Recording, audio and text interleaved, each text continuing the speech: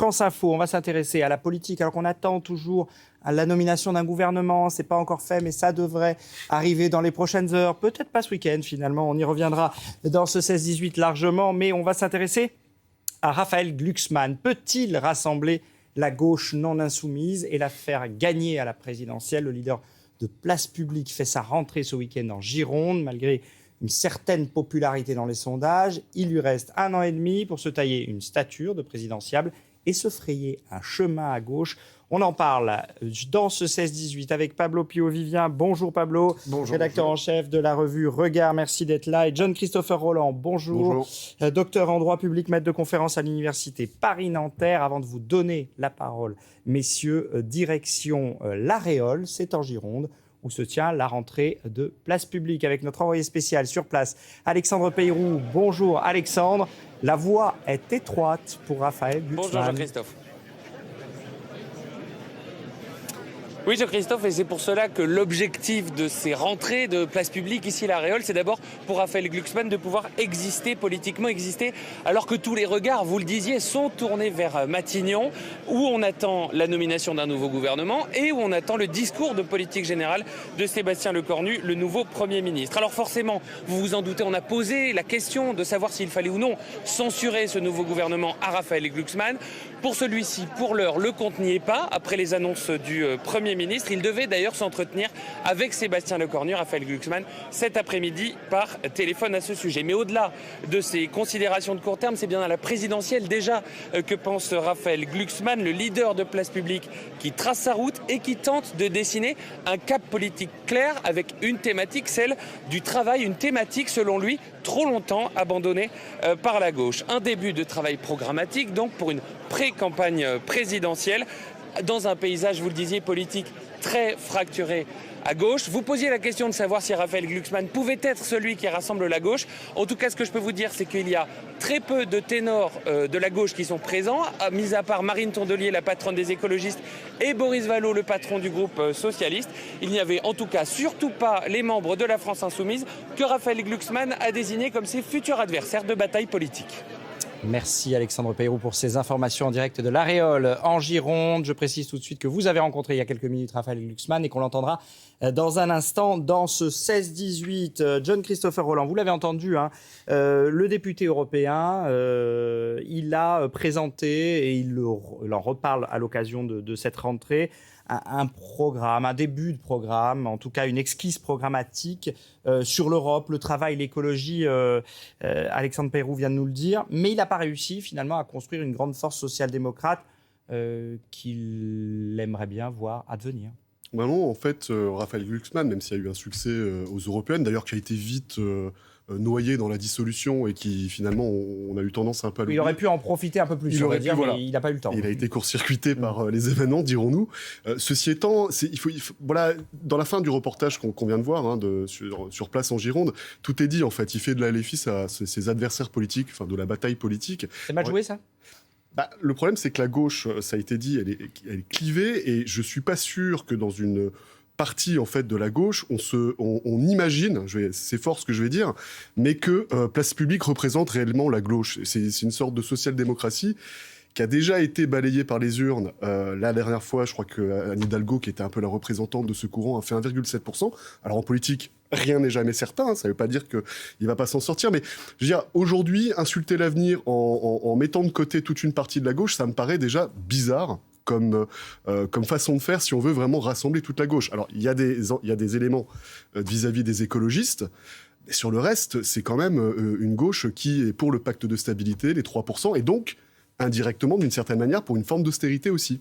D'autant, Pablo Pio-Vivien, que le dernier exemple en date pour Raphaël Glucksmann, c'est son refus d'appeler à voter au second tour pour la candidate de la France Insoumise dans la 5e circonscription des Français de l'étranger, notamment le Portugal et l'Espagne, là où le PS, lui, appelait clairement à soutenir cette candidate de gauche face à Renaissance. Hein. Exactement. Donc, il y a eu, ça a été très bien dit précédemment, Raphaël Glucksmann, son objectif, c'est de taper sur la France Insoumise. C'est comme ça qu'il entend, en fait, se différencier du reste de la gauche qui, elle... Sauf que la place est déjà prise. Pour Comment taper sur la France Insoumise, la place est déjà largement prise. Par la droite ? Par la droite, par les macronistes. Oui, on est tout à fait d'accord. Mais lui, il pense qu'à gauche, il y a un espace pour pouvoir gagner en tapant sur la France Insoumise. Mais à dire vrai, c'est aussi la stratégie de la France insoumise que de taper en fait sur la social-démocratie, à la fois sur Raphaël Glucksmann, mais pas uniquement, aussi sur le Parti socialiste, sur son premier secrétaire Olivier Faure, que encore récemment, et à plusieurs occurrences, Jean-Luc Mélenchon a traité de nigo. Donc on est dans l'invective, on est dans ces deux gauches irréconciliables. Aujourd'hui, on a deux espaces en fait qui sont en train de rendre concret cette théorie qui avait été imaginée par Manuel Valls il y a maintenant une dizaine d'années. Vous donneriez raison un jour à Manuel Valls. En tout cas, moi je ne lui donne pas raison, absolument pas, mais il s'avère que c'est la stratégie et de la France insoumise que de dire regardez les sociotraîtres, ce n'est pas la gauche, ou c'est la gauche, comme dit Jean-Luc Mélenchon, haut avec des accents circonflexes sur le haut, et de Raphaël Glucksmann que de dire de toute façon c'est des fous furieux antisémites, donc je ne veux pas entendre parler d'eux. Le problème, c'est que, mais c'est un problème de aujourd'hui, quand on regarde la gauche, l'espace le plus dynamique, c'est la France insoumise. C'est elle qui porte dans la gauche, qui a le plus d'idées, qui est le plus présent dans la rue. Si je prends la gauche politique. En matière de sondage, ça se tasse. En matière de sondage, oui. Mais en matière de propositions, en matière de programme, ils ont quand même un programme avec je ne sais plus combien de centaines de propositions. En matière d'idées. En matière d'idées. Bien sûr aussi, mais le programme du Front populaire, il vous aura pas échappé qu'il est largement inspiré du programme de la France insoumise pour la présidentielle. Donc c'est elle qui est en dynamique. Après, il y a d'autres gauches. Il y a la gauche syndicale, la gauche associative. Ça c'est une autre grosse partie des gens qui sont dans la rue, qui sont mobiles. Le problème, c'est que Raphaël Glucksmann, il est dans un espace qui est à la fois très étroit, et pour l'instant, je ne sache pas que le Parti socialiste ait fait le choix d'abandonner en fait le reste de cette gauche. Lorsqu'on entend Olivier Faure, qui est encore le premier secrétaire... Ça dépend des jours. Alors, ça dépend des jours. Non, ils ont pas... ce que veut faire Olivier Faure, c'est une primaire avec toute la gauche... il veut inviter Jean-Luc Mélenchon à cette primaire, sachant que de toute façon, Jean-Luc Mélenchon n'y participera pas, et donc ensuite faire, une primaire avec ceux qu'il reste. Mais c'est ça son chemin. Et d'ailleurs, le Parti socialiste le sait très bien. C'est une primaire. Et Olivier, comment ? Le chemin de Raphaël Glucksmann ou d'un autre, c'est une primaire ? Ah non, le chemin d'Olivier Faure, c'est une primaire. Raphaël Glucksmann, il n'en veut pas de la primaire. Mais je pense que c'est une erreur. Non, mais je pense que, même si, vous avez, genre, les Verts, les communistes sont peut-être susceptibles d'y aller. Les Verts, ils sont La dernière fois que la gauche a tenté la primaire, à la fin, il y a eu des candidats qui ne sont pas prononcés pour le vainqueur. Oui, c'est juste. Mais à chaque fois que la social-démocratie, en fait, tend vers la droite, elle perd et elle se fait balayer. Le socialisme, en fait, ne gagne que lorsqu'il est ancré à gauche. Ça a été vrai en 1981, ça a été vrai en 1997, et ça a été vrai aussi en 2012. Faut pas oublier que François Hollande, même s'il a fait un quinquennat épouvantable, mon ennemi c'est la finance. C'est ça qu'il a dit, c'est ça qu'il a raconté. Donc ils savent, et d'ailleurs c'est le travail que fait le Parti socialiste depuis 2017. Le Parti socialiste depuis 2017, il dit attendez, nous on est à gauche, nous on est dans la NUPES, nous on est dans le nouveau Front populaire. Parce qu'au centre-gauche, la place était un peu prise. Il faut noter que les macronistes, Emmanuel Macron et les macronistes ont un peu sabordé cet espace du centre-gauche à un moment donné, même si depuis ils ont redressé plutôt du côté de la droite. Le segment politique de Raphaël Glucksmann, il est quasiment inexistant. Enfin, il est coincé entre le Parti socialiste et Renaissance, en concurrence avec d'autres personnalités, Bernard Cazeneuve, François Hollande, Carole Delga, Jérôme Gage. Enfin, l'espace là, il est très très réduit. Est-ce qu'il y a encore une place pour la social-démocratie en France ? Oui, moi je vois bien une hypothèse, ça serait qu'ils assument leur positionnement plutôt, donc on parle de social-démocratie, social-libérale également, et qu'à ce moment-là, effectivement, là, ce qu'on appelle aujourd'hui le socle commun, la Macronie, enfin, entre guillemets, façon coming out, l'assume et fasse ce segment, plutôt que de prétendre à une certaine... Alors, il y a des différences, marginalement ou résiduellement, sur certains points. On peut quand même pas mettre Raphaël Glucksmann exactement, par exemple, sur le même plan que quelqu'un du MoDem, quoique, mais c'est coincé entre une gauche... Parce qu'il faut aussi rappeler que c'est la gauche des électeurs, la LFI. La gauche, la social-démocratie, a été balayée. Je suis entièrement d'accord avec ce que vous avez dit. Certains risquent de revenir de Renaissance. Ils en sont revenus, sans doute. C'est possible. Et c'est peut-être ce qui explique les sondages. On y viendra dans un moment. Mais pour compléter, en plus, ce que vient de dire Pablo, c'est que vous êtes allé jusqu'à 2012, mais en un claquement de doigts, en 2024, au moment de la dissolution, là, il n'y avait pas de problème pour se retourner vers une alliance qui les a confortés et qui leur a donné 66 députés, là où seul, sur la ligne Glucksmann... Vous êtes d'accord avec Pablo quand il dit que ça se gagnera forcément à gauche, pour la gauche. Pour la gauche, oui. Même pour Raphaël Glucksmann. Non, mais Même pour Raphaël Glucksmann. Oui.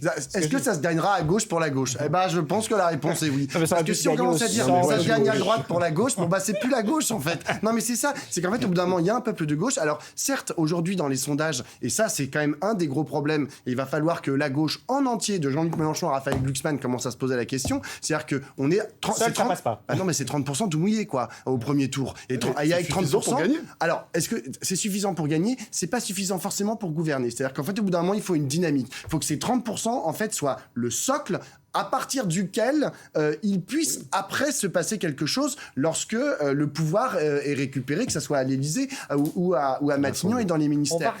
On va regarder le sondage dont tout le monde parle cette semaine. C'est celui de l'IFOP réalisé pour Sud Radio et l'Opinion qui donne à 15 ou à 16 selon les configurations l'eurodéputé Raphaël Glucksmann. Donc, potentiellement, là, c'est la version à 15, parce qu'il y a Édouard Philippe à 16, mais potentiellement, éventuellement, au second tour, si, par exemple, le représentant de Renaissance n'est pas Édouard Philippe, mais Gabriel Attal, etc. Il y a différentes possibilités, mais ce qui est sûr, c'est qu'il est quand même, pour l'instant, le premier, devant Jean-Luc Mélenchon, dans l'arc de la gauche. Alors, ça, c'est un... Bon. Déjà, c'est un effet de sondage? Bon, déjà, un sondage, ça n'a aucune valeur prédictive. Ça veut dire, ça dit quelque chose à un instant T. Les Insoumis, d'ailleurs, sont tombés sur ce sondage en disant oui, c'est un peu n'importe quoi parce que quand on regarde ce qu'ont voté les gens qui ont participé à ce sondage, on s'aperçoit qu'ils ont voté qu'à 13% pour Jean-Luc Mélenchon, alors même qu'il avait fait 22% en 2022, sachant que normalement, il y a une correction qui est faite par les sondeurs, mais ils interrogent cette correction. Bon. Parenthèse fermée. Enfin, il y a quand même un phénomène Glucksmann qui s'approche de son score des européennes. Et ça, c'est la difficulté, à mon avis, pour Jean-Luc Mélenchon, c'est que quand vous regardez 2017 et 2022, en 2017, quelques mois, un mois et demi ou 2 mois avant la présidentielle, les courbes s'inversent avec Benoît Hamon et il devient le premier à gauche. Et en 2022, il est certes à 11-12% un mois avant la présidentielle, c'est-à-dire 10 points de moins que ce qu'il va faire réellement. En revanche, il est le premier. Et c'est ça. Et en fait, l'enjeu aujourd'hui pour Raphaël Glucksmann, Jean-Luc Mélenchon et pour quiconque à gauche voudra se présenter, sur la durée et d'avoir une dynamique. Et d'être le premier. Non, mais d'être le premier. Parce qu'il va y avoir un mécanisme de vote utile où, en fait, les gens de gauche ne veulent plus de la droite, ne veulent plus du macronisme et ne veulent pas, surtout pas, de l'extrême droite. Et donc, il y aura un vote utile. Il y a quand même une grande partie non négligeable qui veut de l'extrême droite en France. Oui, mais là, moi, je parle des gens de gauche. Je parle des gens de gauche qui font, et c'est exactement ce qui s'est passé en 2022. En 2022, il n'y a pas 22% de gens qui adoraient Jean-Luc Mélenchon et qui sont allés voter pour lui au premier tour. C'est des gens de gauche qui voulaient que la gauche soit au second tour. Et comme il était le mieux placé, tout le monde est allé sur lui. Et ça a été le cas, moi, dans mon entourage, d'une foultitude de gens. Et ça a été aussi documenté par des études d'opinion. Et donc là, l'enjeu pour tout le monde, c'est d'être le premier à gauche. Après, le problème, c'est que les Insoumis sont persuadés que Jean-Luc Mélenchon fera, dans les derniers jours, il pourra multiplier son score par 2 par 3. La remontada. Voilà. C'est un peu les gens La Fontaine. Ça rien ne sert de courir, il faut partir à point. C'est ça. C'est pas faux non plus. Non, mais c'est pas faux. L'important, c'est de gagner surtout, et pas seulement de participer, évidemment. Je vous propose d'écouter ce qu'en pense Raphaël Glucksmann lui-même de ces questions de sondage et de ce sondage qui le donne assez haut placé par rapport à ses concurrents. C'était il y a quelques minutes au micro d'Alexandre Peyrou en Gironde, où l'eurodéputé fait sa rentrée politique. C'est bien trop tôt pour tirer des conclusions de ces sondages. Mais ce que ces sondages montrent, c'est une chose simple. Il faut être clair et sincère en politique. Il ne faut pas entretenir le flou. Moi, je suis clair, je suis sincère, je dis ce que je pense. Et même quand on me dit « mais attention, tu vas diviser la gauche si tu dis cela », eh ben, je le fais parce que c'est ce que je crois, c'est ce que j'ai dans les tripes. Et alors, la clarté, c'est quoi? C'est de dire que non, il n'y aura pas d'accord avec la France insoumise, ni aux élections législatives, ni aux élections présidentielles, ni à aucune élection, et ce, sous aucun prétexte. Une fois qu'on a posé cela, eh bien, on peut se concentrer sur l'essentiel, c'est-à-dire quoi? De parler de la France aux Françaises et aux Français, de dire à tous ces Français qui sont désemparés, désespérés par l'état du pays, que nous avons encore de grandes pages à écrire ensemble, que notre nation est extraordinaire et qu'elle peut à nouveau avoir un rôle dans le monde, qu'on peut à nouveau être fier d'être français. Et ça, c'est quelque chose qu'on va dire sans relâche, sans se laisser enfermer dans des discussions politiciennes, parce qu'en fait, c'est totalement perdant. Moi, je vous le dis, c'est pas dans une salle avec des partis qui pensent l'inverse les uns des autres que nous allons enclencher une dynamique politique. C'est en allant à la rencontre des Françaises et des Français et en leur parlant de leur avenir en tant que nation, en tant que collectivité, en tant que République. C'est intéressant ce que dit Raphaël Glucksmann, John Christopher Roland, parce que je ne veux pas dire qu'il veut nous rejouer Emmanuel Macron, mais enfin, on a dit depuis tout à l'heure qu'il avait une forme de micro-parti. Alors, très peu d'élus, hein. Il y a bien Sacha Houlié, ex-député macroniste, qui l'a rejoint. Il y a sans doute encore Aurélien un Rousseau, sénateur, Aurore Lalucq, quelques députés européens, Aurélie évidemment. Filippetti, qui a rejoint Aurélie Filippetti, récemment, l'ancienne ministre de la Place Publique. Culture, effectivement. Mais on va dire que c'est plutôt un embryon de parti qu'un parti qui a pignon sur rue, ce qui ne veut pas dire que ça ne peut pas changer. Mais en fait, il parle d'élan, il parle d'espoir à gauche. Il y a un message qui peut imprimer, en tous les cas. Alors, d'abord, il faut quand même lui reconnaître le mérite de la constance à Raphaël Glucksmann, parce que ce discours-là, il le tenait déjà avant les européennes. Là-dessus, il n'y a pas de problème, il y a une forme de constante.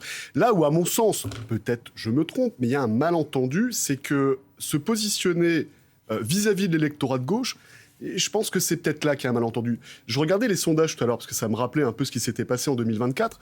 Il a fait l'objet d'un très bon score aux européennes. Mais je pense que l'électorat, 13,8. un peu, voilà, si vous me permettez, très européiste, c'est pas tout à fait le même que l'électorat de gauche traditionnel. J'allais vous en parler. Et Est-ce moi, qu'il n'est c'est pas là là que le j'ai nœud du peur. problème? On ne sait pas ce qui peut se passer. Hein.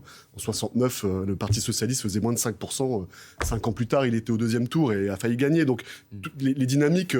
le rassemblement auprès du candidat qui arrive en tête se fera de toute façon voilà, à gauche ou plus ou moins à gauche. Mais effectivement, vous avez raison, le nœud du problème est peut-être, je dis bien peut-être là. Parce que Pablo Pio-Vivien, Raphaël Glucksmann, il a surtout fait sa carrière politique, et d'ailleurs pas que politique, puisque c'est un essayiste aussi, sur les sujets internationaux européens, la démocratie dans le monde, le soutien au peuple ouïghour, l'opposition à Vladimir Poutine, à Donald Trump, la construction européenne. Il l'a moins fait sur des questions franco-françaises. Et là, il va être attendu, si demain il est candidat à l'élection présidentielle, sur les questions de pouvoir d'achat, par exemple, et sur les questions d'insécurité, sur les questions d'immigration. Enfin, toutes ces questions qui préoccupent les Français dans les sondages d'opinion. Exactement. Et puis, quand on veut être le candidat de la gauche, il va aussi falloir qu'il aille sur les piquets de grève, va aussi falloir qu'il aille à la rencontre de toutes celles et tous ceux qui sont en colère. Et c'est vrai que pour l'instant, Raphaël Glucksmann, on l'a pas trop vu à cet endroit. Ce que vous avez rappelé de la carrière de Raphaël Glucksmann, c'est tout à fait juste. Ça indique, en fait... Et c'est honorable, hein, il n'y a pas de problème. Justement, c'est ce que j'allais dire. Ça indique une façon, il a pensé le monde, il pense l'Europe. On peut pas lui nier ça. Il a une vision, il a une proposition, il est constant. Et moi, je dirais même plus, il l'a dit, et je suis tout à fait d'accord avec lui. Il a dit, moi, je suis clair. Et ça, c'est vrai que cette clarté dans son positionnement. Mais non, mais quand il dit, genre, je veux pas des insoumis, il y a que deux personnes, enfin, il y a que deux espaces en fait qui sont clairs quant à leur positionnement par rapport au reste de la gauche. C'est la France insoumise et Raphaël Glucksmann. C'est-à-dire Raphaël Glucksmann dit je veux pas des insoumis, les insoumis disent je veux pas de Raphaël Glucksmann. C'est les autres, quand vous allez demander genre aux écolos ou aux socialistes, mais je sais pas où ils habitent, enfin je comprends pas leur positionnement, je ne sais pas en fait comment... Est-ce que par exemple Marine Tondelier et les Verts sont capables de se ranger derrière une candidature de Raphaël Glucksmann quand bien même il gagnerait une primaire? Je n'en suis pas certain. Les communistes, tout. En revanche, les insoumis, je sais. Mais sur ce Raphaël qui Glucksmann mise sur l'écologie, ça fait partie d'un des pieds de son triptyque. Hein. Oui, moi, ce que je voulais dire, c'est que par rapport à la question que vous posiez, c'est que, Claire, je suis d'accord avec vous sur la détestation, ou en tout cas le rejet définitif de la LFI. En revanche, et vous avez raison, sur les questions de politique intérieure, c'est un peu plus flou, parce qu'on ne sait pas si on est vers cette trajectoire des 3% qui va exiger, du point de vue de ce segment, des efforts sur le plan de la dépense publique. Là-dessus, on l'entend pas. Vous avez dit qu'il n'était pas sur les piquets de grève. Moi, je trouve que même sur ces questions-là, on n'entend pas. Et au moment des européennes, on n'entendait pas. C'est pas tellement le lieu, quoique, mais on ne l'entendait pas non plus. Et j'irais même plus loin. Qu'est-ce qui irrigue, qui pourrait irriguer la pensée de Raphaël Glucksmann en la matière? Je sais qu'il est entouré de forces intellectuelles, etc. En revanche, en fait, au bout d'un moment, la gauche, ce ne sont pas que des intellectuels, c'est aussi un mouvement social, des gens qui s'organisent dans les entreprises, sur les lieux de travail. Et ça, est-ce qu'il a un lien, en fait, avec ces espaces-là? Je ne sais pas. Je pose la question, mais c'est vrai qu'en tout cas, pour l'instant, on ne l'a jamais entendu tenir un discours puissants en fait sur cette question, comme peuvent le tenir Fabien Roussel, parce que genre le Parti communiste, même si c'est aussi un petit parti aujourd'hui, en fait, ils continuent, en fait, déjà ils ont une histoire. Contrairement à Raphaël Glucksmann. Ils sont très implantés sur le terrain. Ils sont très implantés. Non, mais chez les élus locaux, mais aussi dans les syndicats, c'est ça que vous voulez dire? Exactement. Ils ont des liens forts avec la CGT. De la même manière, la France Insoumise, ils essayent d'avoir des liens, même si c'est très conflictuel avec les syndicats, avec les associations. En revanche, Raphaël Glucksmann... Le risque, c'est quoi? C'est la déconnexion? C'est-à-dire que est-ce que le risque, ça n'est pas qu'on le considère uniquement comme un intellectuel qui a une pensée sur les questions internationales et qui est tout à fait... crédible là-dessus, mais qui se retrouve déconnecté. Alors, je ne vais pas dire que c'est la même chose, mais ce qui a coûté cher quand même à Anne Hidalgo en 2022. Ce sentiment de déconnexion d'une forme de peuple de gauche, non? Oui, j'osais pas le dire parce que dans ma bouche, c'est absolument pas une insulte, mais c'est vrai qu'il représente quelque part un peu l'électorat des bobos. Je mets tous les guillemets autour de ça. J'imagine qu'on est tous plus ou moins des bobos selon certains. Donc toujours le bobo de quelqu'un. Voilà, exactement. On est toujours le bobo de quelqu'un. Mais oui, en fait, c'est la crainte en fait que ça inspire, c'est que un électorat qui est pro, attention, je dis pas qu'il ne faut pas l'être, mais extrêmement vigoureux sur les engagements de la France en matière internationale et notamment en matière de l'Union européenne, et qui sont, il faut le dire, contradictoires comme avec les aspirations de ce qui est dit le peuple de gauche, et ça peut effectivement très vite paraître pour du parisianisme un peu même beaucoup déconnecté, il faut pas se le cacher. Et moi, je suis pas sûr que sur le plan local, dans les villes socialistes, par exemple, ailleurs qu'à Paris, voilà, je vous laisse... Oui, parce qu'en fait, même sur la question européenne, qui est quand même un de ces thèmes de prédilection, en fait, il y a des angles morts. Moi, je cherche toujours la réponse à cette question qui pourtant est assez simple. Lorsqu'on est de gauche et qu'on est européiste, comme il l'assume l'être, et que la moitié de l'Europe est en train de tourner facho, comment est-ce qu'on fait, en fait, avec cette Union européenne? Et en fait, et pour moi, ça, c'est la question que tous les Européens devraient avoir à cœur de répondre. Et sachant que l'administration européenne, qui en plus est aussi dépendante en fait des dynamiques politiques à l'œuvre à l'intérieur des différents États membres, mais qui en soi n'est pas non plus l'espace le plus à gauche qui existe, et ce depuis sa création, je ne sais pas en fait quelle réponse Raphaël Glucksmann a apporté en fait à cette question. En tous les cas, en termes d'espace et peut-être de nouveaux soutiens, il peut y avoir peut-être une brèche ouverte aujourd'hui. Alors elle vaut ce qu'elle vaut, mais le ministre de l'aménagement du territoire et de la décentralisation, François Rebsamen, vient d'annoncer qu'il ne ferait pas partie du prochain gouvernement qu'on attend toujours dans les prochaines heures ou les prochains jours, peut-être plutôt lundi que demain soir, nous dit-on. Sébastien Lecornu essaie de composer son gouvernement et lui, il dit qu'en raison de ses convictions d'homme de gauche, il ne fera pas partie du nouveau gouvernement. Est-ce que là, il est en train de se passer quelque chose? Est-ce que c'est la fin du en même temps de la Macronie, si tant est qu'il en restait encore un peu? Alors, je vais émettre deux hypothèses, comme ça je resterai équilibré. La première, c'est que quand même, on se rapproche doucement, mais sûrement, des élections municipales, et que la question, c'est plutôt, pour beaucoup, et Bruno Retailleau se posera la même question, vous voyez que j'en ai aussi pour la droite. Alors, François Rebsamen n'est plus maire de Dijon, il reste président de la métropole de Dijon. Oui. Et on est élu effectivement après un système fléché au moment des municipales, donc ça compte. C'est peut-être pour certains le moment de sortir du macronisme. Vous savez, on peut sortir au moment le plus opportun pour soi. Ça peut être également, soyons honnêtes et j'ai équilibré de ce point de vue-là. Ça peut être effectivement une première vague de départ de ce qu'on a appelé l'aile gauche, même si j'ai toujours du mal à comprendre ce que ça veut dire, l'aile gauche du macronisme, vers finalement une recomposition d'un parti type hollandiste, social-démocrate. C'est deux hypothèses que je mets vraiment... François Rebsamen qui reste un proche effectivement de François Hollande. Et il peut se passer quelque chose là. Est-ce que des gens comme François Rebsamen peuvent dire la tournure que prend et la composition du gouvernement, mais aussi le budget de Sébastien Lecornu, penche trop à droite? À la bonne heure. Je veux dire, François Rebsamen était ministre jusque-là. Et jusqu'à preuve du contraire, la coloration générale à la fois du gouvernement auquel il appartenait et à la fois des différents budgets en fait, qui ont été proposés là dans les 2 dernières années qui viennent de s'écouler n'étaient pas vraiment des budgets qu'on pouvait qualifier de gauche. Enfin, je veux dire, déjà on pouvait se poser la question, qu'est-ce qu'il restait à François Rebsamen devenu ministre d'Emmanuel Macron?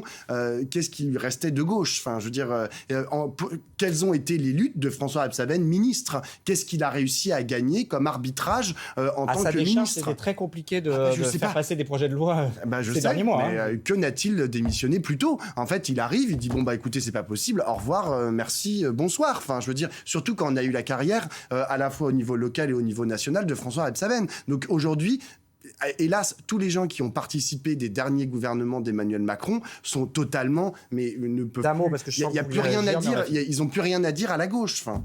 Bah moi, je sais pas, j'irais beaucoup plus loin, en fait, même du temps de François Hollande. Que n'ont-ils pas rogné sur des budgets extrêmement chiches du point de vue de la hausse du pouvoir d'achat. Merci à tous les deux et je donne rendez-vous évidemment à nos téléspectateurs à partir de 17h30 puisqu'on va s'intéresser à la droite qui fait monter les enchères et qui hésite à participer à ce gouvernement de Sébastien Lecornu en réunion, les LR ce soir autour de Bruno Retailleau. On y reviendra.